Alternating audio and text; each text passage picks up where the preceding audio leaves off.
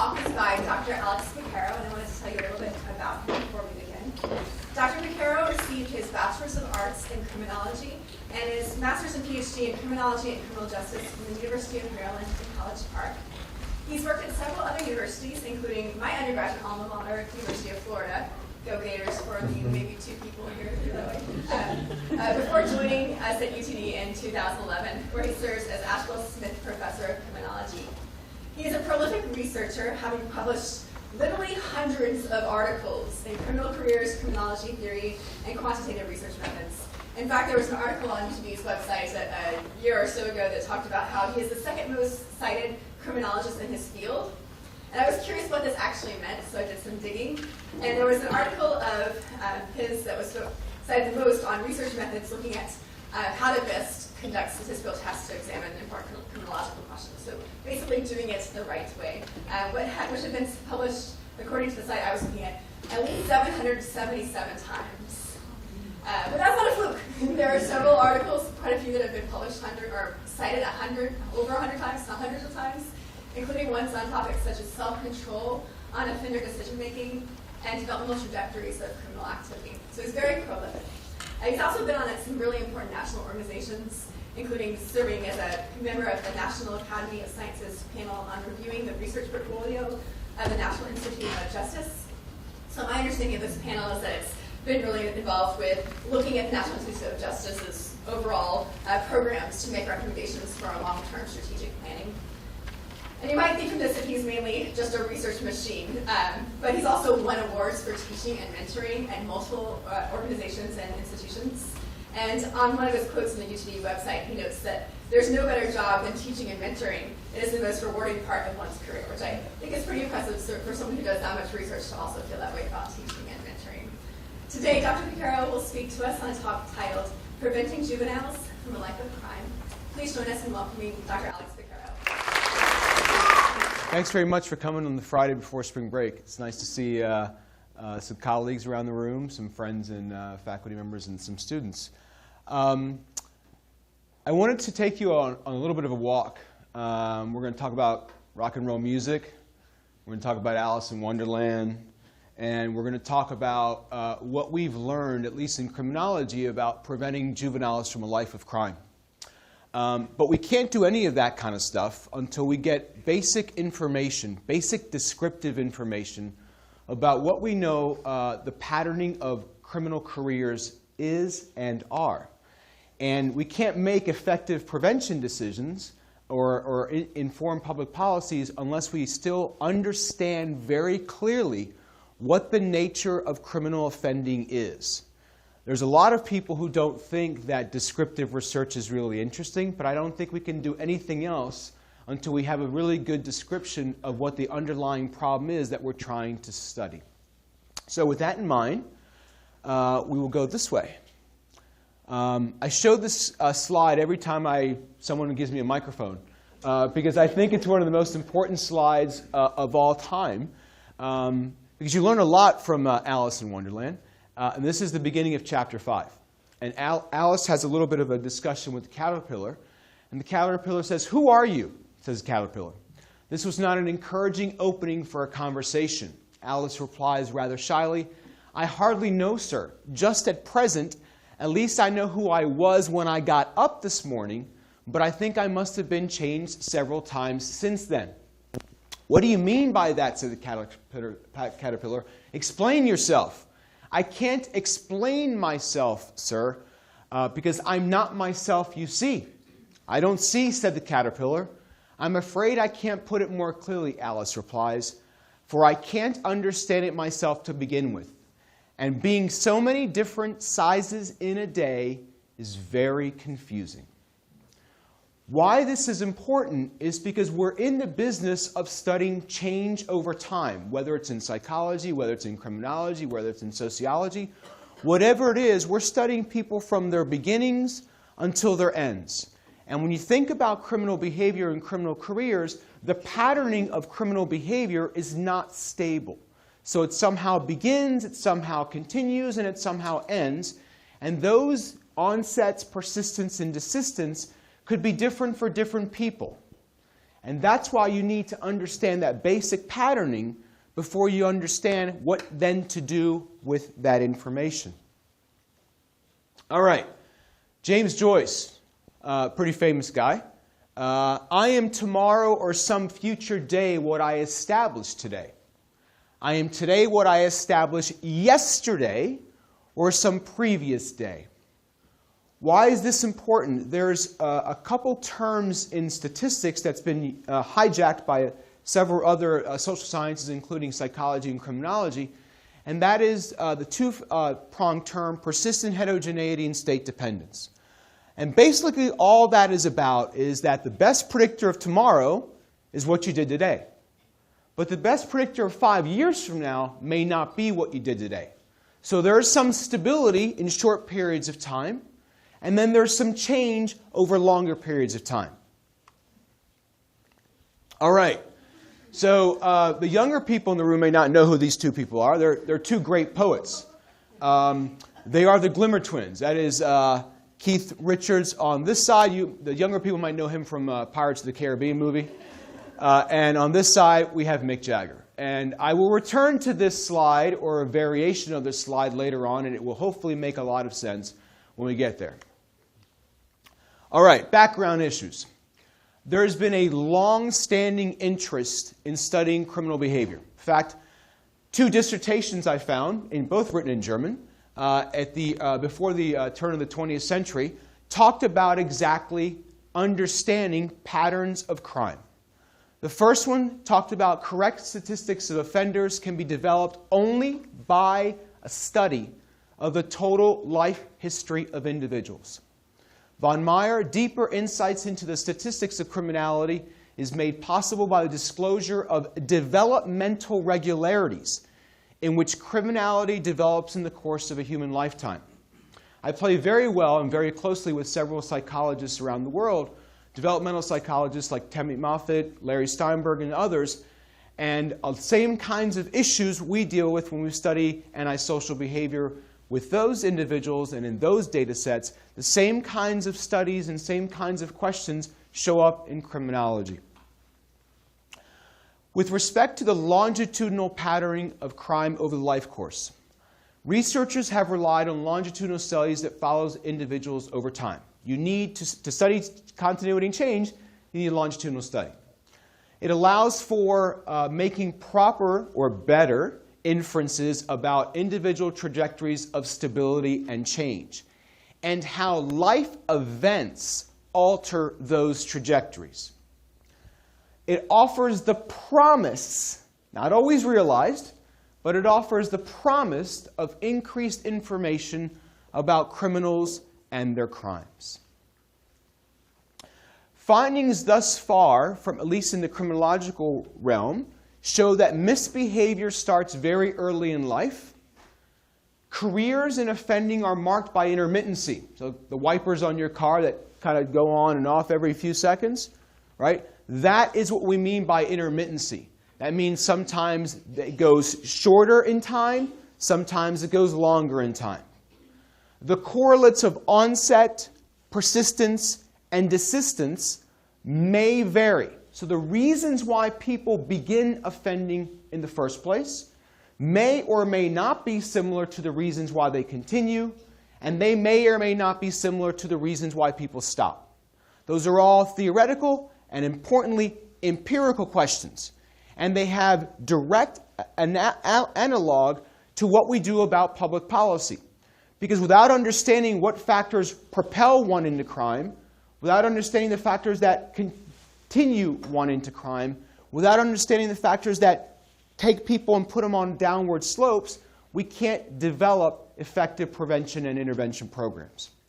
There's also a lot of new methodological techniques that offer lots of different glimpses, and I'll show you a couple examples of that, might be relevant to your own work, that allow for unique insights into the crime of the life course that we couldn't see before 1993, because that's when those methods started to develop. So with the increasing technology, the increasing statistical software packages, and the increasing longitudinal data sets that are getting older, allow us to see things now that we couldn't see literally 25 years ago. Literally see. And I'll show you some of those things throughout today. Everything, however, starts with the relationship between age and crime. Or for the psychologists in the room, age and aggression, age and antisocial behavior. Okay, whatever, insert your favorite dependent variable. It's very contentious. Very few people deny that there's a strong relationship. But of course, with all facts in just about any social science, people dispute the reasons underlying the facts. Okay? It brings up several issues. Past behavior is the best predictor of future behavior. There's continuity, but there's also change. Lee Robbins, very famous psychologist, wrote a book called Deviant Children Grown Up sometime in the 1960s, where she had this really interesting quote. It's kind of what's ended up being called the Robbins paradox, which argues the following. You take a sample of adult offenders, and you look back, almost all of them were juvenile offenders. The paradox is the majority of juvenile offenders don't become adult offenders. So understanding why some continue and why some stop, that's a really critical theoretical question and a really critical policy question. It's a very famous graph. There was a scientist named Adolf Quetelet who wrote a book in 1848, I think, called On the Propensity for Crimes at Different Ages. In the 1800s, Quetelet went to the Paris Police Department and by hand, it used to be a day when you did this by hand actually tabulated all of the arrest statistics of people in the city of Paris. This was the first known age crime curve ever produced, and he produced it in his book. And this is what we are always seeing in criminology. A rise in mid-adolescence, a peak somewhere in the ages, late adolescence, 18, 19, and then a precipitous drop in adulthood. We also know that some people don't start offending until later in adulthood. We also know that some people, this trend will go this way. The point is that this is an aggregate curve, and aggregates hide potential individual variation. Okay? But we start with this. This curve has been replicated over 130 some odd times, different countries around the world, different data sets, over and over and over again. It is the one established strong fact. In the early 1990s, criminology started to get infused a lot by the work of some prominent psychologists around the world. One of those in particular was a woman named Tammy Moffat, a really good close personal friend of mine. And Moffat was an assistant professor at the University of Wisconsin in Madison, writing an article. That article became one of the most famous psych review pieces ever published on developmental taxonomy of adolescent limited and life course persistent offenders.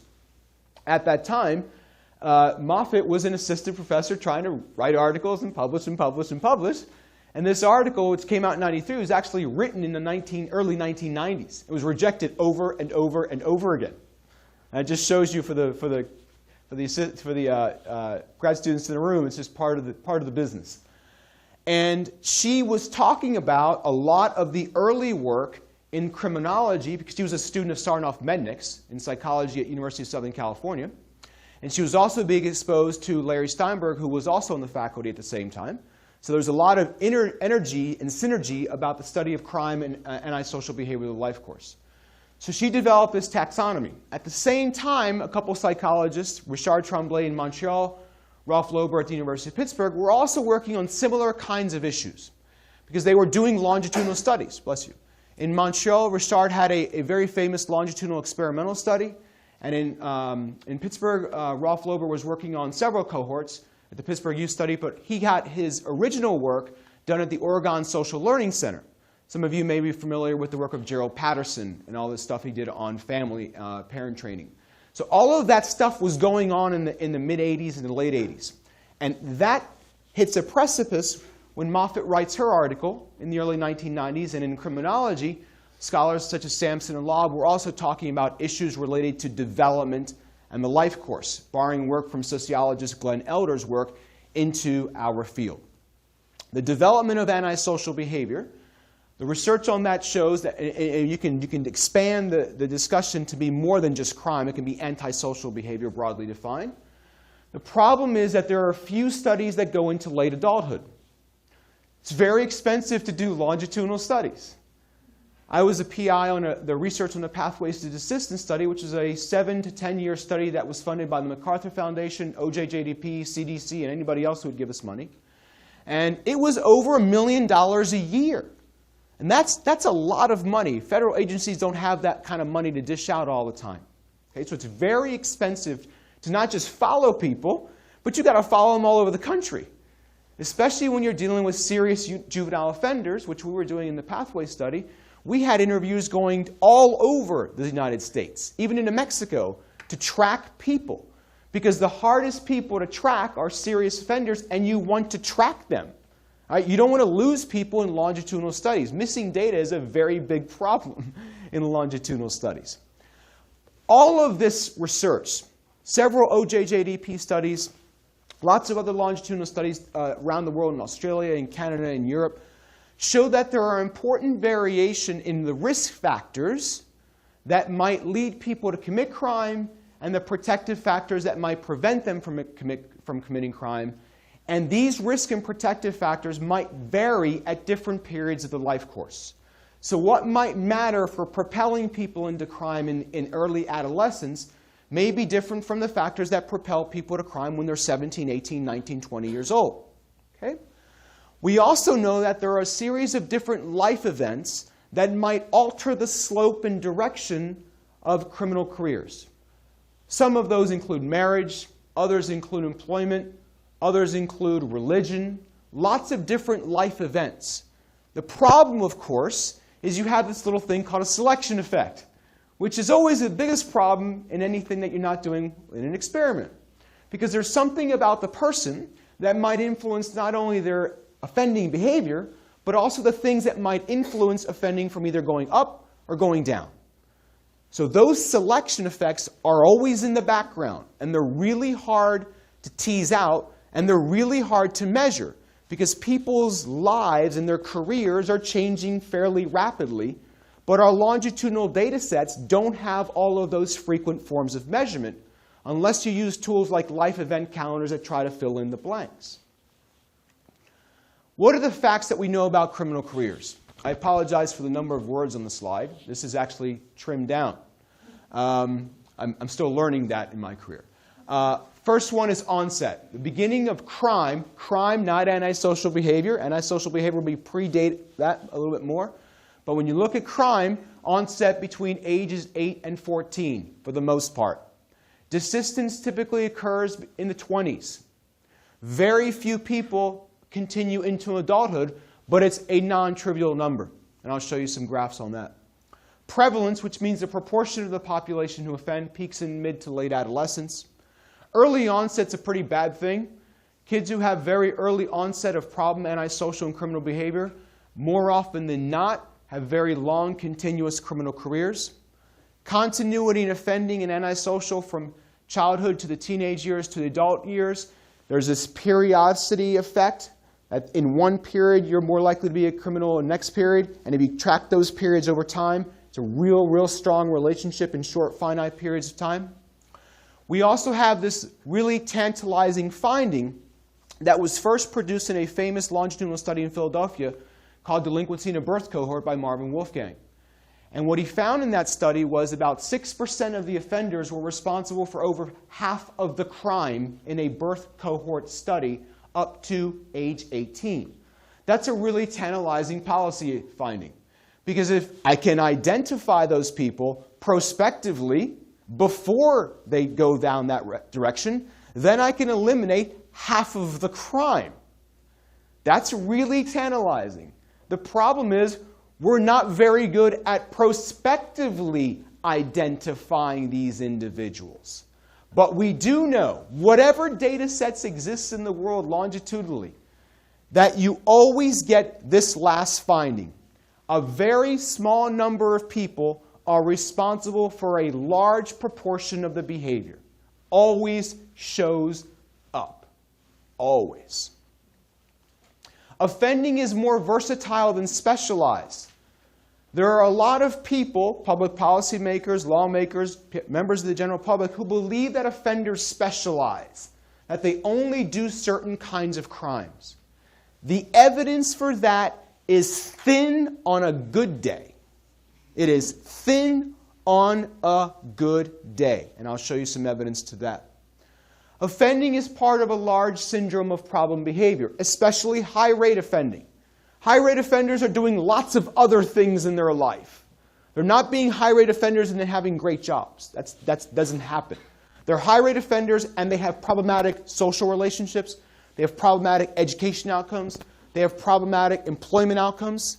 So that's an interesting research finding in the sense that if I can attack one of those things from a prevention point of view, I could have ancillary benefits in other life domains. And I'll show you some of that later on. Most crime is committed in the teenage years with the aid and comfort of peers. When adulthood approaches, the individuals who continue to offend rarely do so with peers and start to commit crime more by themselves than with their peers. There's also this idea right here, different types of offenses tend to be committed first. Rolf Lober developed a three-part framework that talked about the stepping stone approach. Other criminologists around the world have also discussed this, that some kinds of offenses start first and then people graduate into more serious offenses as they get older, for those who persist. You've got to remember the conditional probabilities in this regard. All right, so shameless plug number one. In 2003, two close friends of mine, David Farrington, who's a psychologist by training, and Al Bloomstein, who's an engineer by training, both of them have been prominent scholars in the areas of criminal careers and developmental life course theory. We wrote a book called Key Issues in Criminal Career Research, and I'm going to show you some basic descriptive findings from those studies. But just to give you a quick background on what this is about, we use data from what's called the Cambridge Study in Delinquent Development. This is a prospective longitudinal study that I'm still involved in today of antisocial behavior and offending. It originally involved 411 South London boys, mostly white, working class in 1953. Conviction records were searched and coded between ages of 10 and 40, and we just finished a follow-up a couple years ago through age 56.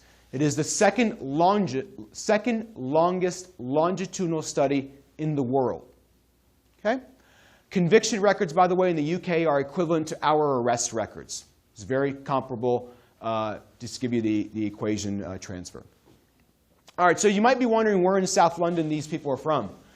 There was a very famous movie called European Vacation, which starred Chevy Chase. The older people in the room know him from Saturday Night Live. So in London, for those of you who've been to London, you know this little thing right here called Big Ben. All right? If you just go just south of Big Ben, all right, so not towards the city, but away over the river, you run into this circle. That circle is a scene from the movie. When Chevy Chase is driving around the car and goes, "Look, kids, Big Ben Parliament. Look, kids, Big Ben Parliament." They're just running around in a little circle. Right? Some people in the room might remember that movie. All right, that is exactly where these kids are from, just South London. In the late 50s, early 60s was really just a standard working class kind of area. So I grew up in D.C. The equivalent of a working class area would be pockets of Baltimore. It's just a Pittsburgh, just a working class, not very high upper class financially. So that's the area these people come from. So again, basic descriptive information.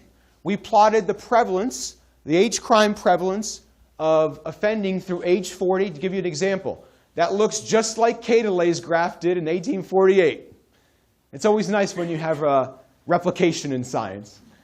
So we get a peak again around age 18 and a precipitous drop to age 40. Now just remember this graph. This is a prevalence curve. I'm going to show you now a frequency curve. Prevalence, frequency, very, very similar. Frequency is just a count of the number of convictions at each of those ages. It didn't have to turn out that way, but it did. So that's really interesting when you get them that way. All right, courier knives. two very famous painters who painted together. This is one of their most famous paintings, and I like to show this because it really talks about different paths that people can take in life. I have an older brother. He took one path. I took another. And these are two paths that people can take. You can't read all the words here really well, so I'll read them off to you. If we start on the left-hand side, this is a boy who avoids alcoholic drinks. He's virtuous and studious. He will become an industrious man, and he will be the joy of his family. He's very revered, very nice. It's a beautiful story. Over here, however, you have this weird-looking thing dumping a bunch of alcohol on this little kid. All right, the boy indulges in alcoholic drinks, will become idle and vicious. His family will live in dread of him, and he will end in prison. Okay? So, from a policy point of view, from a theoretical point of view, we want to know who's going to go this way and who's going to go this way. And we want to know that beforehand, right? Social scientists live in the world of prediction. All we do is predict all the time. We want to be better predictors than we are incorrect predictors. All right. In 1993, Daniel Nagin and Ken Land developed something called the trajectory methodology, which plenty of people in the room have used. And this methodology is designed to approximate a continuous distribution. What does that mean? It means the following. Remember that aggregate age crime curve I showed you from Kayla and from our first book? That curve may or may not resemble the age crime curve of everybody in this room. Their methodology allows you to see if there are different groups of people who follow similar pathways in offending. So, for example, in this room full of 50 people, let's say these 5 people followed a particular age crime curve. Those 4 people have a different age crime curve. These 2 people have a different age crime curve.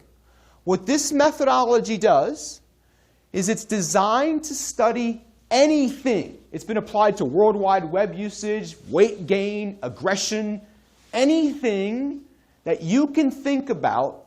It's a social phenomenon that may change over time. Almost everything can change over time. So what it does is it identifies groups of people and it puts them in a group. There's not a perfect probability assignment here. There's always going to be error in assignment. But what the methodology allows you to do is it says the person in this group follows this group more than they would follow these other groups. It works by something called a posterior probability assignment. There are errors, okay, just like in anything else. But larger samples, longer periods of time, less error. Smaller samples, smaller period of time, more error. All right. Fortunately for us, we had really, really good assignments in our study. Okay? What we did was apply the methodology to the conviction records of the sample. Now, remember a few slides ago I showed you the conviction frequency of convictions? That frequency of conviction then is unpacked. And it's unpacked, and what we get here is 5 trajectories. These are called trajectories, methodology. These trajectories resemble somewhat different age crime curves. They don't all look the same. They all may end up close here, but if you were to take this little snapshot right here, there's a lot of variation. There's variation in shape, and there's variation in level. And moreover, the factors that distinguish membership across these groups are significantly different from one another. So not only do you have different age crime profiles, but you have different risk and protective factors that distinguish across those groups. So the individuals who are in this particular trajectory have a different risk and protective profile than individuals in this group, or are non-offenders, right here. The group that we gave and we give arbitrary names because it's hard in a journal article to say G1, G2, G3, G4, G5 all the time, which is a different debate. We can get to that later. We came up with what we thought were somewhat descriptive labels. The high-rate chronic people, this group here, it's 2.5% of the sample. That's like 9 men out of 411. It's really, really small. Really, really small. That kind of group shows up in just about every single trajectory study. In 2008, I was commissioned by the National Institute of Justice to review all the trajectory studies with respect to crime and antisocial behavior. And in every single one of the studies I identified, it's like 92 studies at that time, every single one of those identified a small group of less than 5%. Jennifer Ringel, who's in the back of the room, is on the faculty at UT Southwestern, wrote an article with one of my former PhD students, Wes Jennings, in 2012, where they kind of took my work, updated it, and did some other really great things to it. And again, find a very similar small proportion of people in the sample. This finding shows up all the time. There's different ways you can look at this finding. You can say, well, this is all fine and dandy. Everybody stops. That's true. No kidding. But there's still a lot of action inside of that. And that might be interesting and meaningful from a theoretical point of view, and especially from a policy point of view. If I can find things here, that I can take individuals and move them on different paths. All right. What we've done since, and this is like something one could do with this, is I did this paper about 1.5 years ago with one of my great colleagues, Nadine Connell, in the back of the room, and some other folks. And we looked at whether or not bullying in adolescence can distinguish across different trajectories of offending. Now, the bullying research, everybody knows, there's a lot of it, a lot of different opinions on it. But what we wanted to see was, okay, we have these trajectories. Now let's look backward in time and see what those kids were like in school. And the bullying measure is identified by the teacher. So it's the teacher says, kids bully. Okay? Now remember, you have, and this for the psychologist's room, different rating is always a good thing, right? Different ratings. So we have teacher identified at age 14, and then criminal records tabulated through age 40. And lo and behold, these are relative risk ratios. Lo and behold, the high-rate chronic kids, 8 guys. 8. Look at the risk they had compared to these groups. Pretty interesting. It's interesting. All right, sex offenders.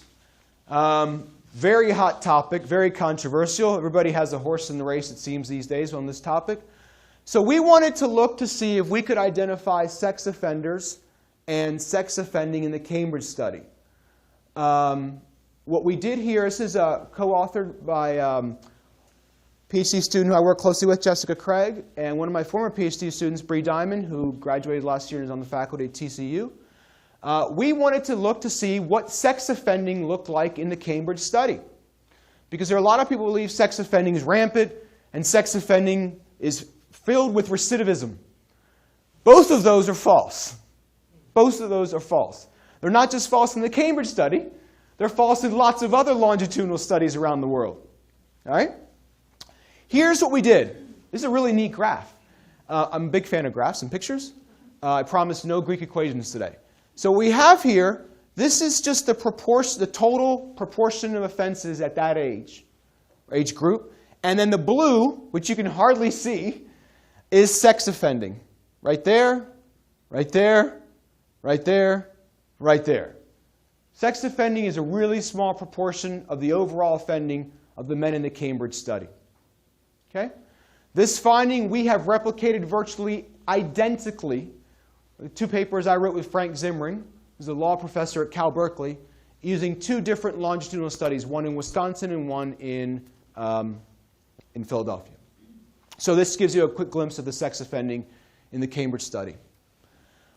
Next thing we did, also a paper I wrote with 2 former grad students, Bree Diamond and Michael Cariaga, was we looked at teacher-rated aggression and then the offending at age 40. Another interesting insight. So this is teachers rating the kids about whether or not they are aggressive or not. Okay? And again, the point you want to look at here is the variation that exists across the offending trajectories. This group here, every single man in that trajectory was rated high by his teacher at age 14. Now remember, these are the tabulations of the offending records through age 40. So obviously they've been following these people since ages 8 to 10. And then the teacher rates the kid as aggressive on a standard aggression rating scale. Not the kind of scales we would use today, but the kind of scales they would use in the 1960s. And lo and behold, every single one was rated high. Didn't have to turn out that way, but it did. So there's something going on with these guys. The story gets clearer and clearer. Shameless plug number 2. We wrote a book, David Farrington, Wes Jennings, and I came out last year where we updated all of the information about criminal offending. And we did a lot more cost-benefit analysis stuff as well, which I know some people like and some people despise. And we updated the criminal records up through age 56.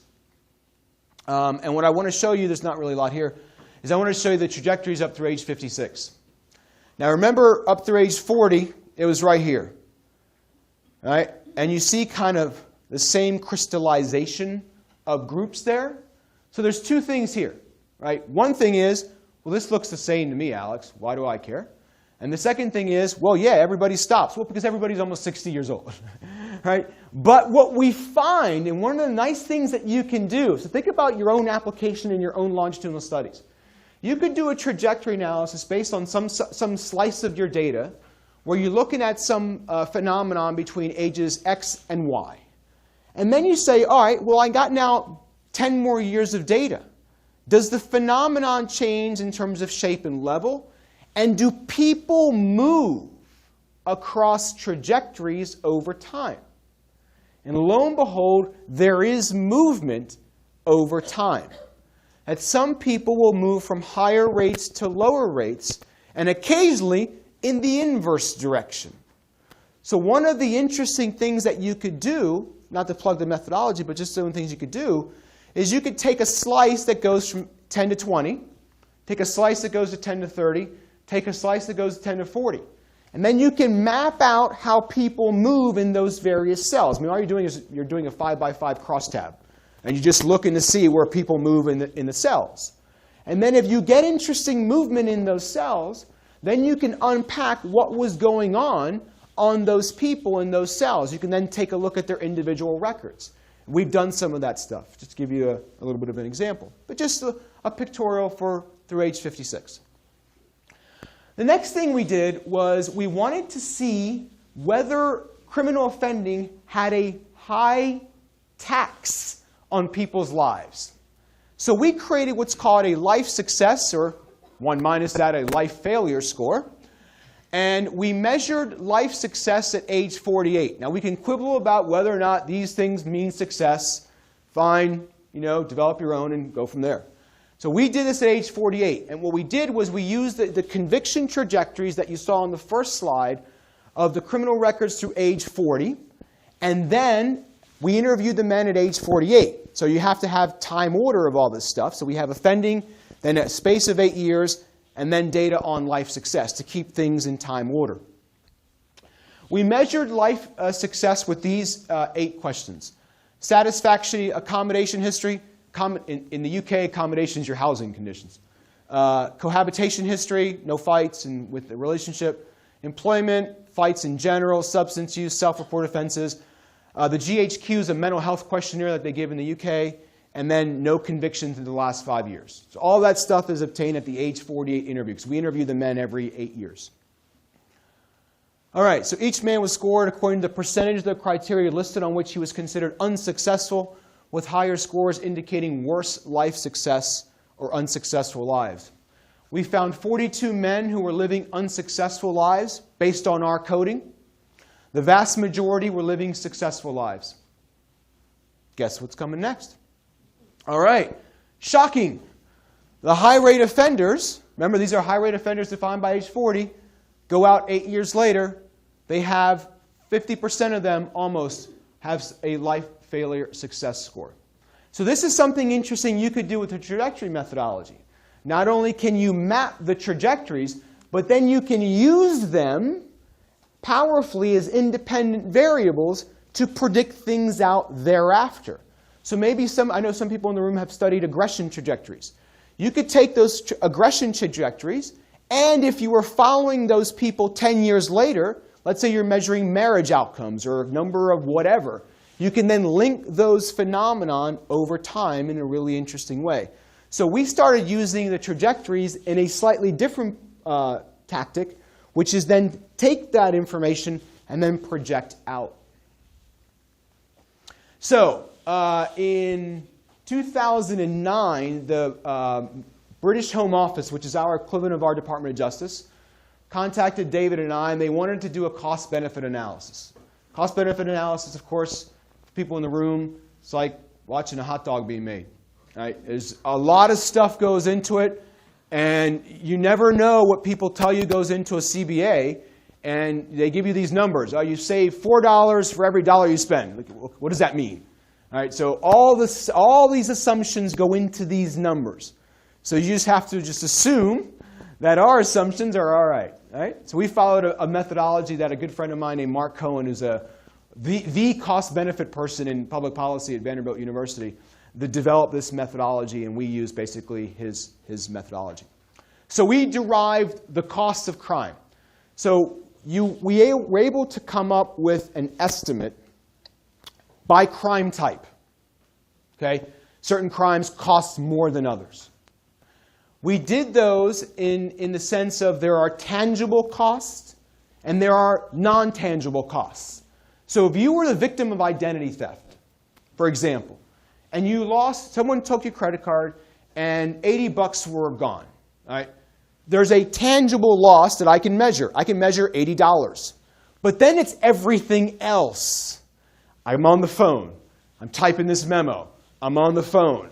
I'm typing this memo. Those are what we call intangible costs. In criminal justice, they're victim costs, they're court costs. All of these things tabulate dollars. Okay? And there's different ways that people come up with these numbers. All right? We did one way, and we created bounds in our data, which is really helpful from a scientific point of view.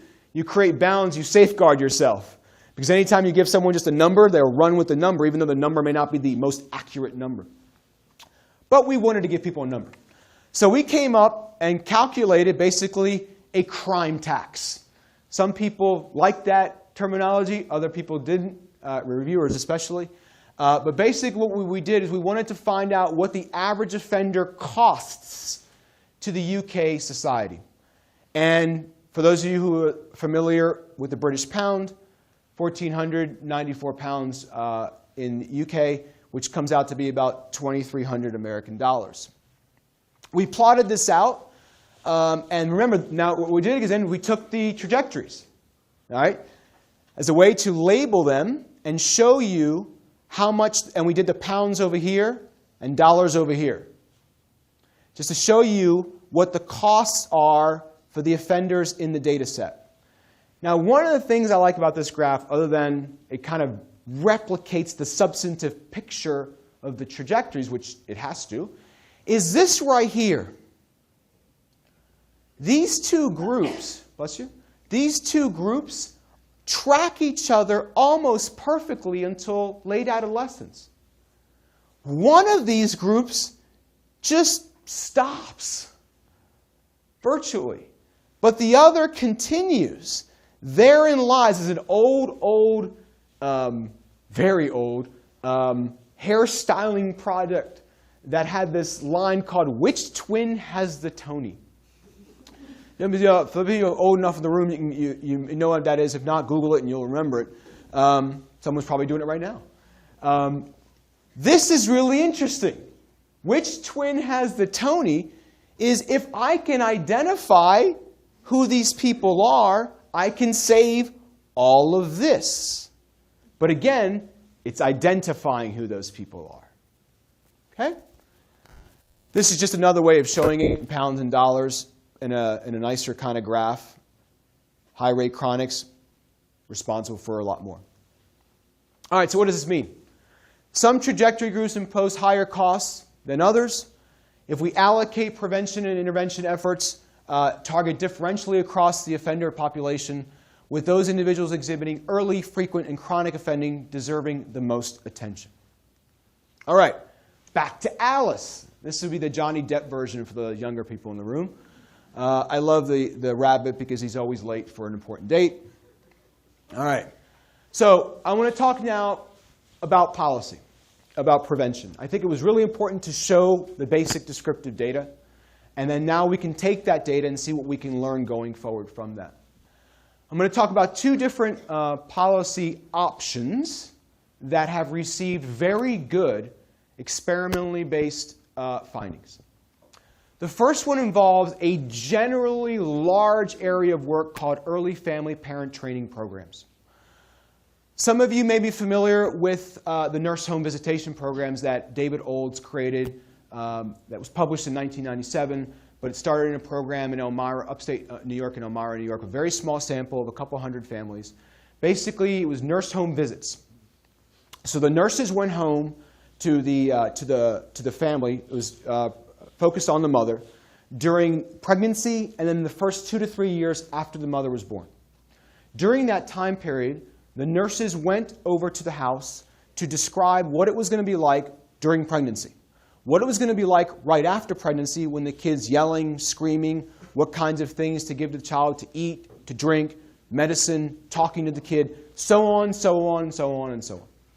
That first evaluation that came out of the nurse home visitation program was a resounding success empirically, because when they tracked those kids up into late adolescence, they had fewer sexual partners, less drug use, better school attendance, less delinquency, less crime. All right, on just about every barometer they measured that first follow-up, and then in a subsequent follow-up, again found very strong effects for the offspring of the women who are part of the program. That study led to the program being developed in lots of different places around the United States and around the world. Home visitation is common. Other parts of it also include parental training, daycare, preschool with children. The whole idea here is to advance cognitive and social development of the child. That's basically what these programs are designed to do. But they also focus on the mother. So it's also about mother well-being, helping her with education, helping her with employment opportunities, but primarily centered on the offspring. Why may early family parent training programs reduce antisocial behavior? There's a lot of evidence, as everybody in the room knows, that quality of parent-child relationships facilitates learning control over impulsive, oppositional, and aggressive behavior, thus reducing disruptive behavior and its long-term negative outcomes. The idea here, of course, is to attempt to change the social contingencies in the family context and provide guidance to parents raising their children. The growth of this has been nothing short of extraordinary.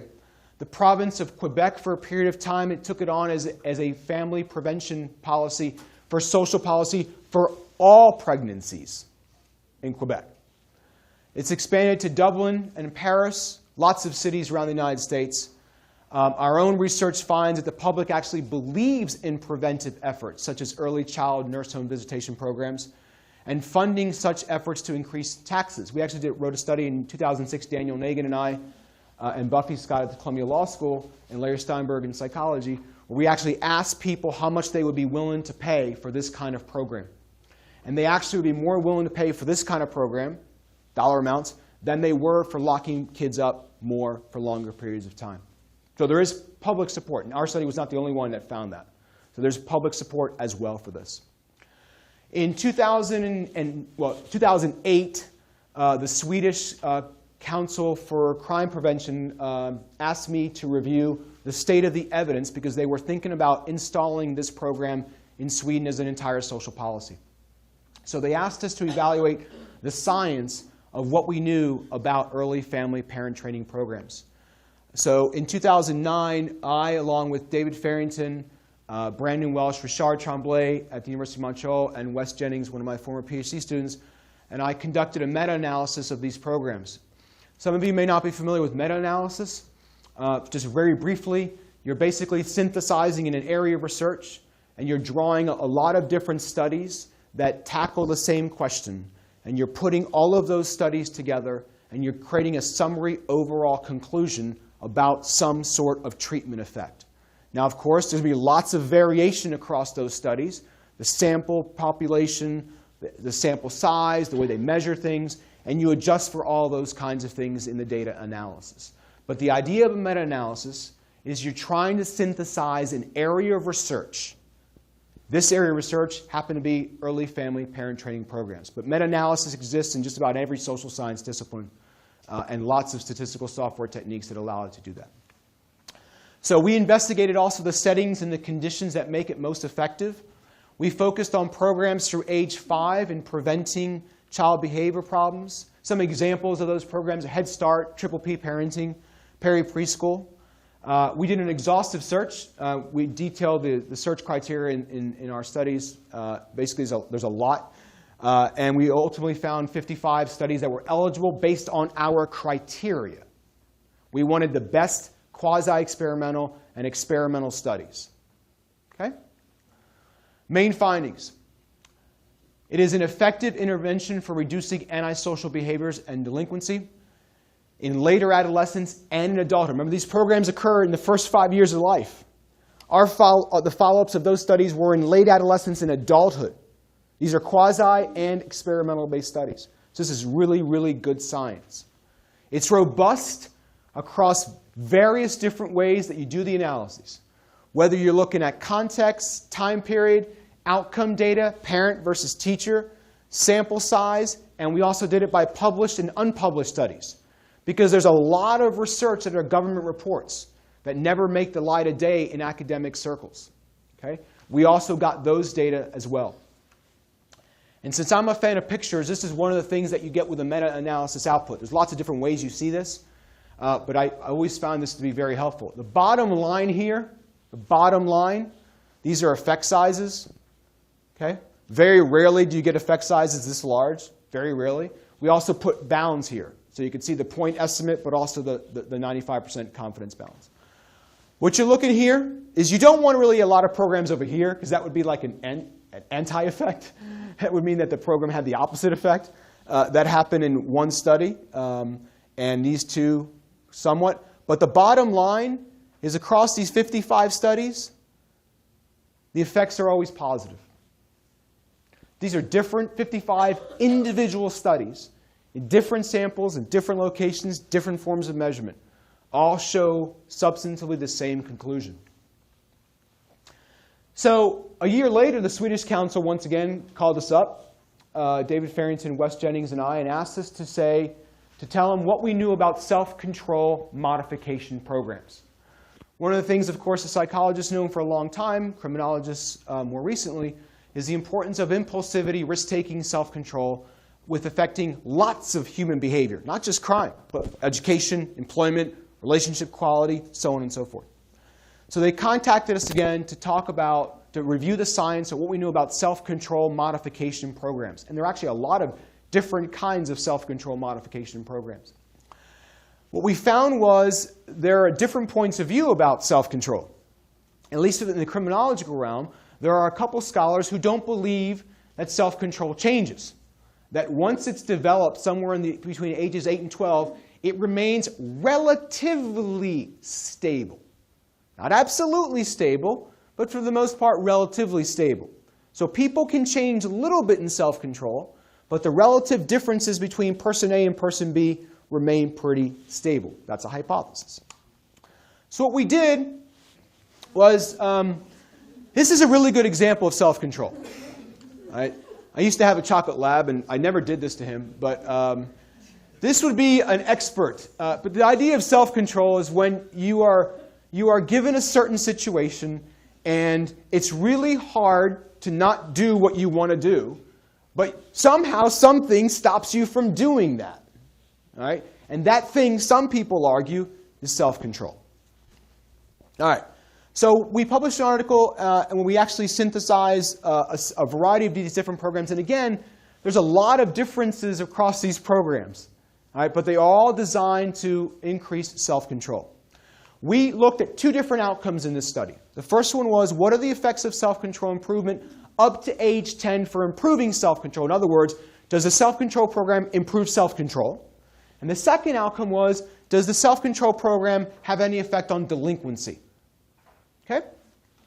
So there are lots of different ones. We found 28 eligible studies for self-control. This is what we found for improving self-control. Okay?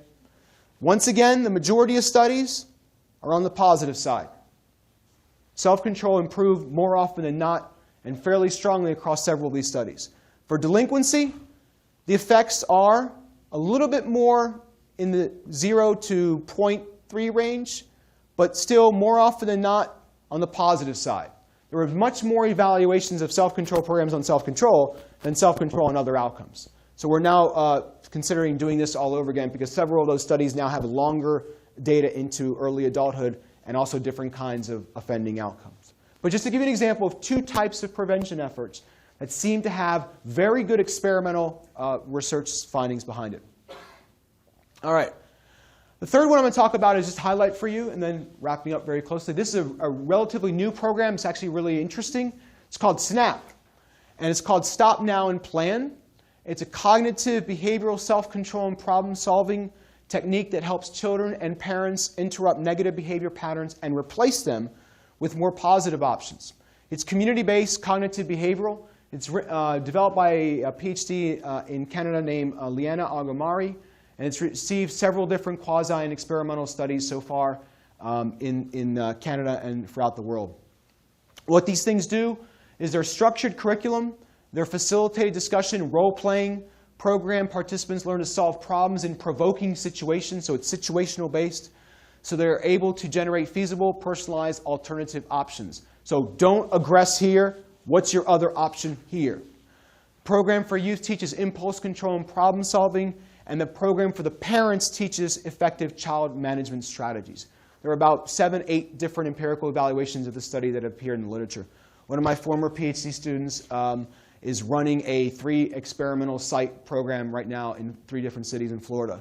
This will be one of the first sites in the US to actually do an experimental evaluation of the SNAP program. All right. The randomized controlled trials, RCTs, show that the SNAP-treated children improve significantly more than the control group children with respect to impulse control. They also offend significantly less. That offending significantly less needs to have an asterisk. That's because the long-termness of that has not been developed. It's usually about 6 to 12-month follow-up. Neuroscience research actually shows that there are changes in brain regions responsible for cognitive control in the SNAP-treated kids. That's a really interesting little finding. But has yet to be replicated. It's been a very small number of subjects because it's very expensive to do that kind of work. But also positive benefits for parents as well, such as better parenting skills, less yelling at the children as well. So they're measuring child offspring outcomes as well as parent outcomes. We're doing this in Hillsborough, which is Tampa, Gainesville, and Tallahassee. Randomized design. We're using a different kind of randomized designs. Half of them go into SNAP, and the other half go on a waiting list to get into SNAP. So we're able to do it that way. Kids are matched really well. All youth are getting a risk assessment pre- and post-test. The post-test for the SNAP kids will become the pre-test if they enter the next SNAP group. So we're able to kind of stagger multiple groups into this evaluation in 3 different sites in the city of Florida. All right. So here we go. The end is near. We're going to return to James and Alice. So Jules Pfeiffer observed, at age 16, I was stupid, confused, and indecisive.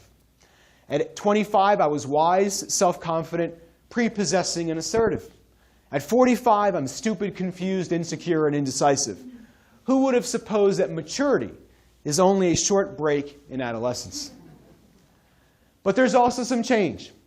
In Growing Older, Ellis McCandless points out, the best thing about getting old is that all those things you couldn't have when you were young, you no longer want. For those of you who remember one of the first slides of the presentation with Mick and Keith, there's a reason why I wonder if Mick and Keith would agree. The young people in the room may have no idea, but the answer is actually right in here. It's a very popular Rolling Stones song. All right, so the last slide that I leave you all with, my wife gave me this birthday card. It's tongue-in-cheek for two reasons. One, men commit crime for longer periods of time and desist much later than women. That's the funny part of it. The not so funny part of it is that we have very little longitudinal data on females in terms of crime. I mean, virtually non-existent. In fact, the two longest longitudinal studies, one is in Dunedin, New Zealand, which is part of the 72-73 Dunedin birth cohort that Moffat, Abshalom, Caspi, and a couple other people have done, that they follow those people. Now they're into their 30s. That's the one longest longitudinal study. But in criminology, our longest longitudinal studies typically are of men. Historically, the argument has been that men commit more crime, and there actually several scholars actually said there was not even worthwhile to study female offending. In our Pathways to Desistance study, we are tracking 1,354 female offenders as well as male offenders, and we're tracking them between age 14, 15, and now into their early 30s to look at female delinquency patterns in both Philadelphia and in Phoenix. It would be the longest longitudinal study of serious juvenile female offenders in the world. It's really complicated, and it's really expensive.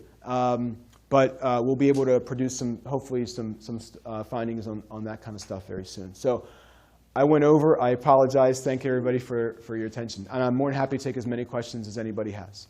Time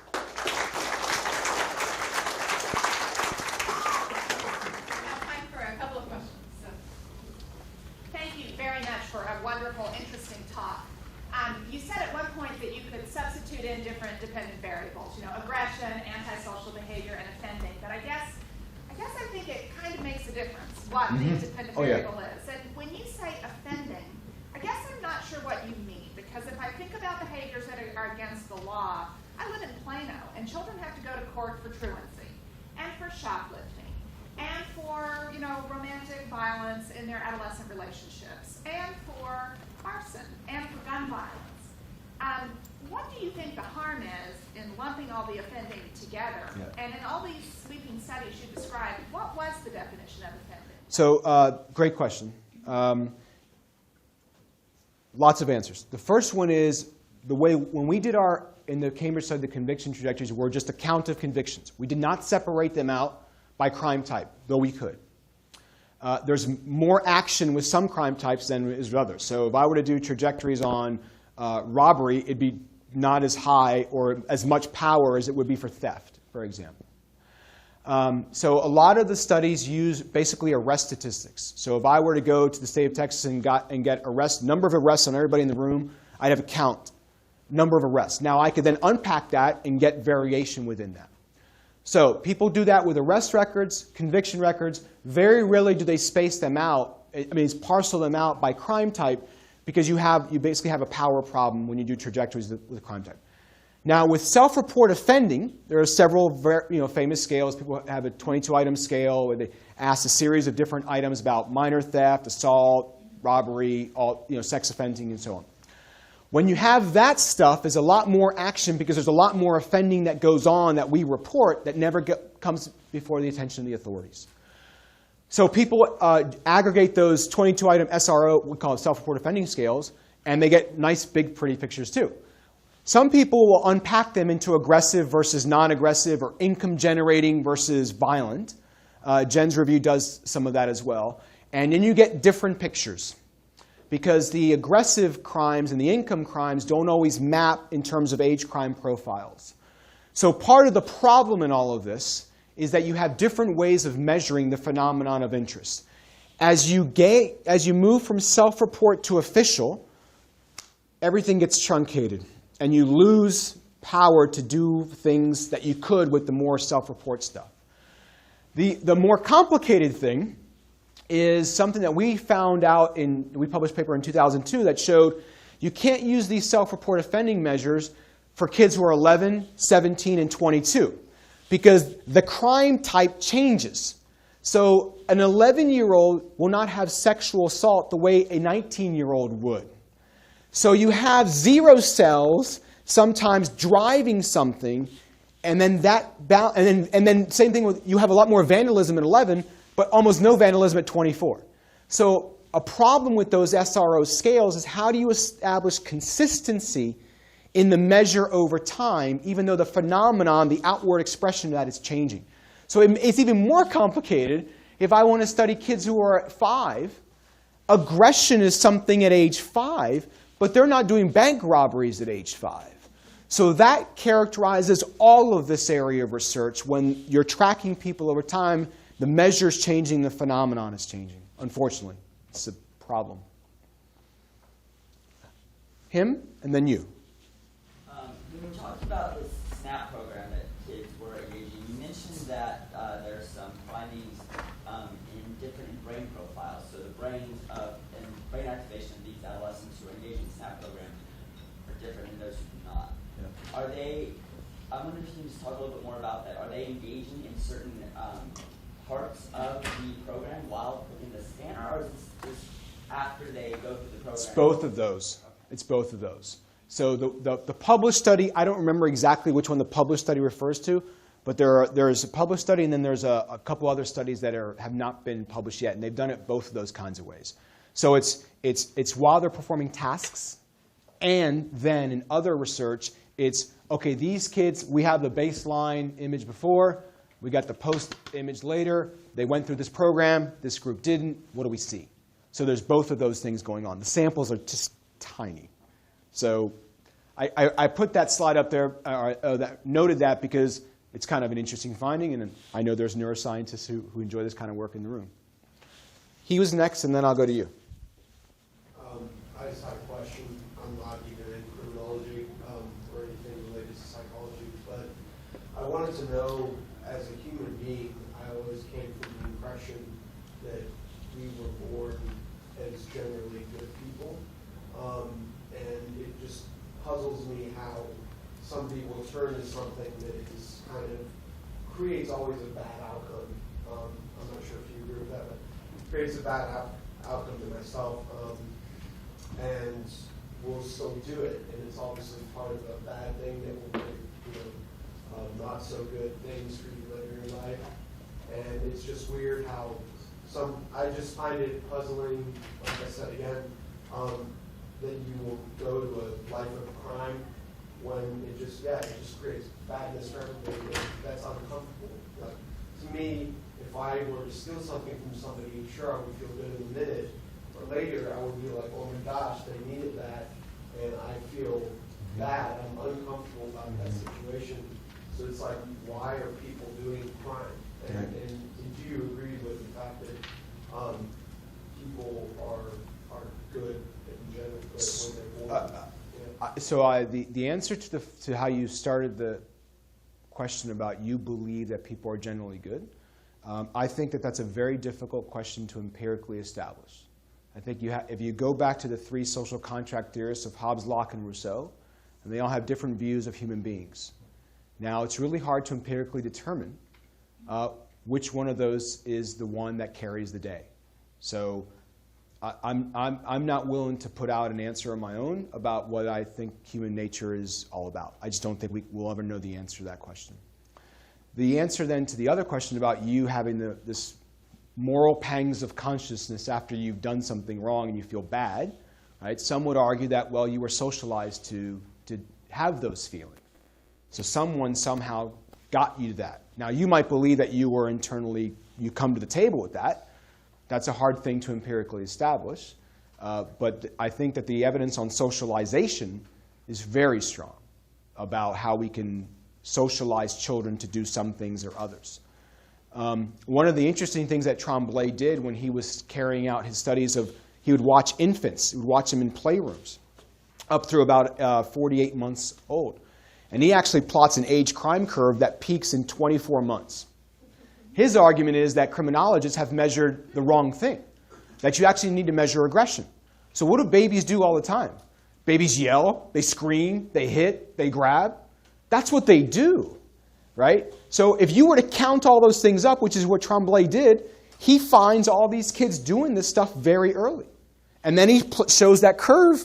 It just goes down. So, and then the argument is, well, somehow they're socializing these kids away from some actions as opposed to others. So I'm not willing to grant the human beings are a good, bad, blank slate, because I don't think there's a satisfying answer for that. That's a really good question, though. We actually need to stop with questions now just for timing reasons. If you do have any questions afterwards, you can feel free to come down for a few minutes if you want to speak to Dr. Piquero. Two quick announcements. The next talk is April 25th. Dr. Juveniles is going to be talking about communicating about sexuality between childhood and adolescence. And if you have your feedback form, make sure to put it in on the outside table on your way out. Thank you very much, and thank you, Dr. Piquero. Thank you.